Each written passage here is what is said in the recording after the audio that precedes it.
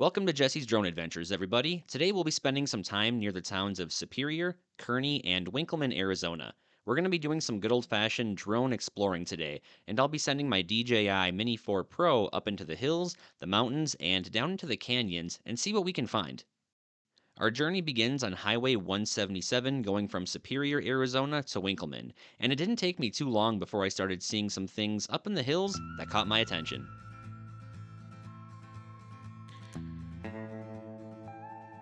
For those of you that may be new to the channel, one thing I enjoy doing is driving out into the desert and sending my drone into those hard to reach places, like steep canyons or up in the hills and on the sides of mountains, and seeing what we can find.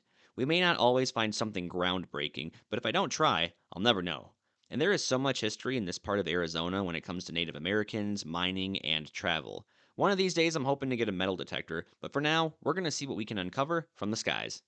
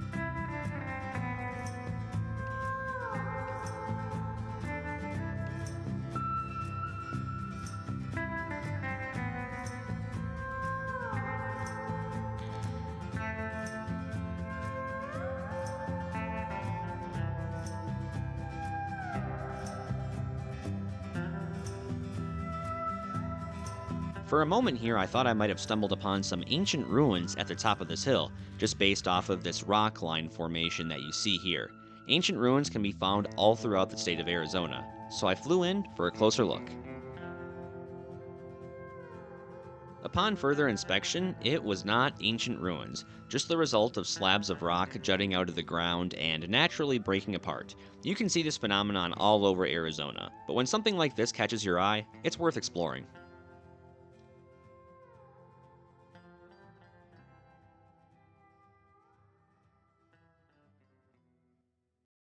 Highway 177 begins in Superior, Arizona and runs 31 miles to the little town of Winkelman.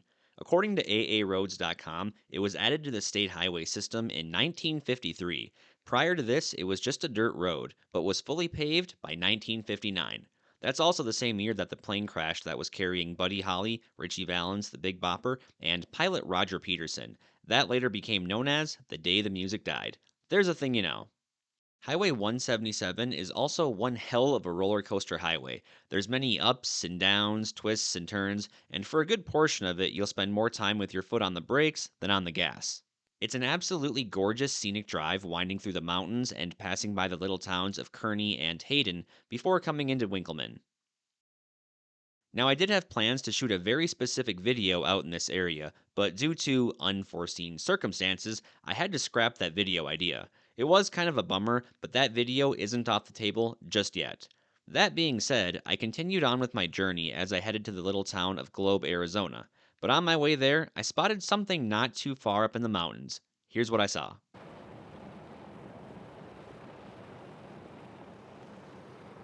I started things off by flying my drone just barely off the side of the highway, and keep in mind, I'm looking at this from the perspective of my drone remote. And as I was flying forward, I thought I saw what appeared to be a trail or road on the edge of the cliff. And as I continued forward, I noticed this stone retaining wall here, and at that point, I knew I wasn't seeing things. So I brought my drone back and started canvassing the old path. When I got back home and started digging for information on this road, I couldn't find anything. I searched for everything under the sun and moon to try to get a little bit of insight on its backstory, but nothing came up. That being said, I'm going to tell you what I believe, and if there's anyone watching that is from the area and can shed a little bit of light on the subject, I would be very grateful. My search efforts continued on as I wasn't giving up. I knew there was a story behind this old road, trail, path, whatever you want to call it, and any lead would be helpful. I figured it had to at least date back to the early 1900s based off of these stone retaining walls. I had seen that method used before on another road that I did a video on previously. After a few more searches on Google, I landed on the website westernmininghistory.com, and it talked about this old mining town, which is now a ghost town, and it's a short drive up the mountains. Unfortunately, you can't get there because it's blocked off. Not that gates have ever stopped me before, but the town was called Christmas, Arizona. Claims were staked here around 1880 and were later acquired by Phelps Dodge Company. The article goes on to state that after they acquired the claims, the company spent the next couple years building a 70-mile long wagon road to the area to investigate the mineral potential. Now, obviously, this stretch of road that I found isn't 70 miles long, but I believe it to be part of that old wagon road, and if you pull it up on Google Earth, you can see that it branches off into other areas of the mountain. And like I said, that's my belief on the backstory of this old road, but if anybody has any additional information they'd like to add, feel free to share with me in the comments section down below. If this is part of the old wagon road, that would make it well over 100 years old. Very few parts of it are in decent shape, and you can see the plants growing through the cracks, which I'm sure the cracks were probably a result of the impact from the boulders falling down from above. It would have been one heck of a road to travel on, knowing that in certain areas you're only within inches from the exposed edges. And you definitely wouldn't want to make a mistake on this road, because if you did, it could very well be your last. For anyone wondering what river that was in the background of some of these shots, let me enlighten you. This would be the Gila River, and it flows 600 miles across the state of Arizona, flowing from west New Mexico all the way to the Colorado River in southwest Arizona. Fun fact for you, about 15 miles northeast from where I'm at right now lies the famous slash not so famous Coolidge Dam. And I say not so famous because I'm pretty darn surprised by how many people have never heard of it. It is on a reservation though, so maybe that's why. I did do another very detailed video on Coolidge Dam in the past, and if you do want to check that video out, I will link it down in the description. But because we're already here and on the subject, allow me to share a few things. Coolidge Dam impounds the Gila River, creating San Carlos Reservoir. And according to the little plaque on the dam, feel free to pause the video if you want to read the entire thing. Otherwise, like the Energizer Bunny, I'm going to keep on going. Work commenced on the dam in January of 1927, which is also the same year William Daniels was born. And if you don't know who he is, he played Mr. George Feeney on Boy Meets World, in case you didn't know. Mr. Feeney! The dam was later completed on October 25th, 1928. The dam has a height of 250 feet and a total overall length of 920 feet, and that's including both spillways. Now, I've visited a lot of dams in my day, and Coolidge Dam is probably the most unique one. And I say that because this one has style. Obviously, there's the dome shaped structures on the back of the dam that stand out like a Coke addict at a wedding reception. But there's also the amount of detail in the dam, such as the design in the wall barriers and the eagle statues on the front of the dam. And this is my favorite part. I just find it so fascinating that someone would care enough to put that much detail on a dam way out in the middle of nowhere. And for anyone that sees this video and decides to take the trip out here to see the dam and all the water, just know this. This footage was filmed a couple of years ago when we had a really wet winter. So, like my wife wearing makeup, she doesn't look like this all the time. The water levels are generally pretty low, and it's been a really dry season here in Arizona. Like, we're talking my elbows without lotion kind of dry. So if you do come out here, don't have too high of expectations. A few moments later. The area we are at now is a small part of the abandoned US Highway 60 located in the Devil's Canyon. and supposedly there's a few hidden gems out here. It's another one of those places that I'm surprised I didn't come across sooner, considering I've driven past it hundreds of times over the last 6 years. But I use these situations as a reminder to slow down sometimes and take a good look around, because you never know what's hiding just behind a rock or underneath a tree.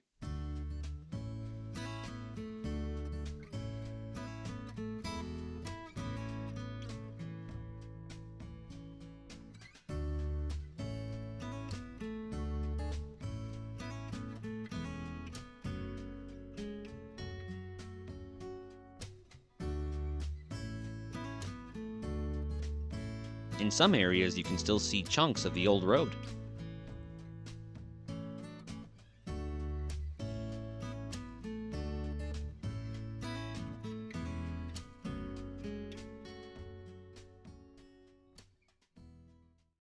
What I came here to see was just a short walk away. I knew I would be there within a matter of a few minutes, but then I came to a fork in the road. I knew if I kept going straight, it would eventually take me to what I was looking for, but not knowing where this right turn goes, I just had to take it.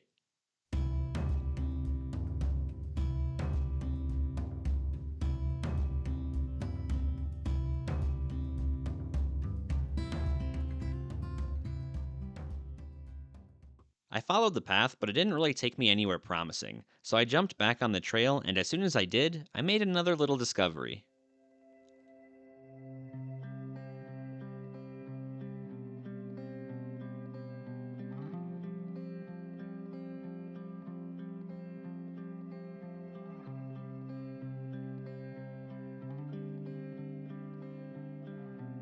At first, I didn't know what to make of this. I figured it was the remnants of some stone cabins because there are some in the area, but after reaching out to some people and reading some forums online, I learned that this was just an old picnic area off the side of the highway, and that there may have been a small campground down here at one point. Any images of what it looked like back in the day are either long gone or they exist only in the memories of those that had the opportunity to stop here when this old road was in use.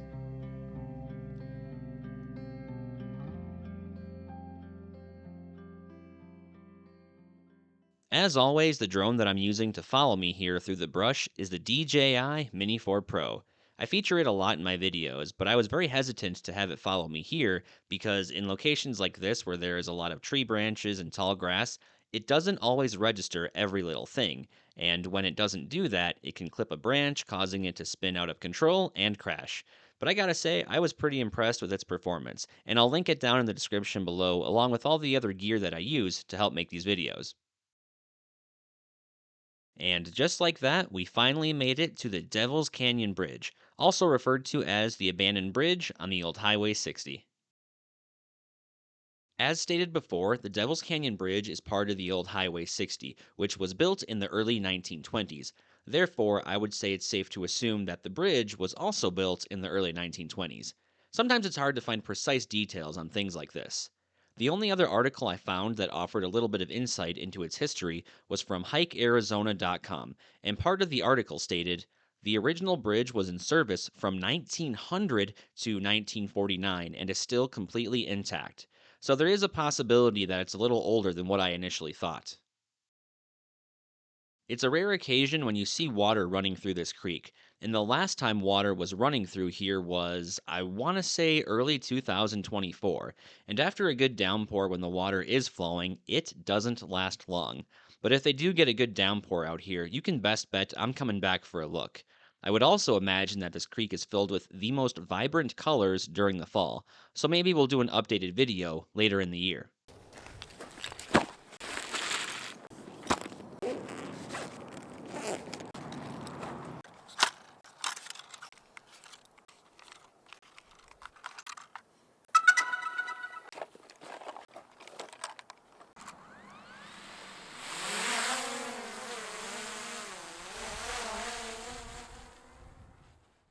Once I swapped out batteries in my drone for a new flight, I sent my drone further up the canyon to see if there was anything else out here. And I'm not sure if this is just me, but does anyone else get the creeps from these tall rock spires jutting out of the ground? I don't know what it is, but whenever I'm out in places like this, they just give me the creeps, and I don't know why. Maybe it's because I look at them as nature's statues, and I assume they're keeping an eye on me and watching my every move.